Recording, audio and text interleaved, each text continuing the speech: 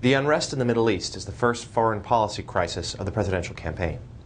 To this point, the battle between President Obama and Mitt Romney has been waged almost exclusively on domestic issues, like the economy and the government's roles in people's lives. But that changed on the 11th anniversary of the September 11th terror attacks. Protesters surrounded the American embassy in Cairo, Egypt, another in Tunisia, and the U.S. consulate in Benghazi, Libya.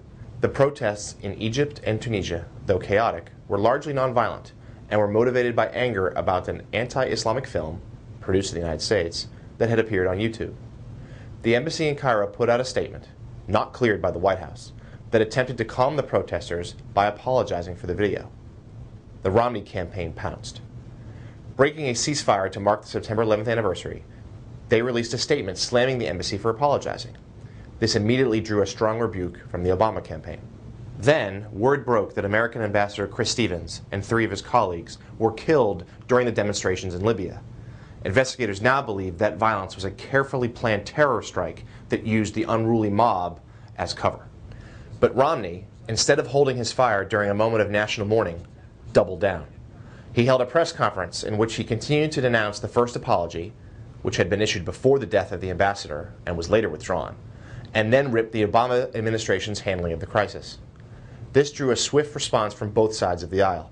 While a few Republicans, namely Sarah Palin and Rudy Giuliani, supported Romney, several other top members of the GOP noticeably remained silent, only calling for national unity and not backing their presidential candidate. Some conservative columnists also chastised Romney, while Democrats, who already have been gleefully painting Romney as a foreign policy rookie, slammed the Republican for allegedly politicizing a national tragedy. The controversy, Romney's first test at responding to a fast-moving international incident, comes at a bad time for the ex-Massachusetts governor. The GOP convention in Tampa provided little bounce in the polls. Conversely, President Obama did see a small spike in his popularity after the Democrats' gathering in Charlotte. Moreover, another weak jobs report did little to damage Obama, who remains ahead in several key swing states now just 8 weeks until Election Day. For more on Road to the White House, please keep checking back nydailynews.com.